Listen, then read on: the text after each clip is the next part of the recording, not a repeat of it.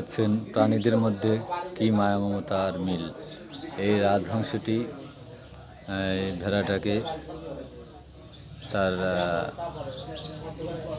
শরীরের পোকামাকড় অর্থাৎ চুলকানি দিয়ে দিচ্ছে। আদর সোহাগ ভালোবাসা সকল প্রাণীর মধ্যেই আছে।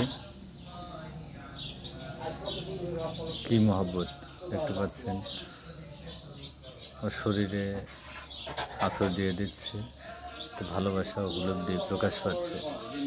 আসলে প্রাণীদের মধ্যেও এই মায়া মমতা ভালোবাসা কাজ করে, দেখতে পাচ্ছেন।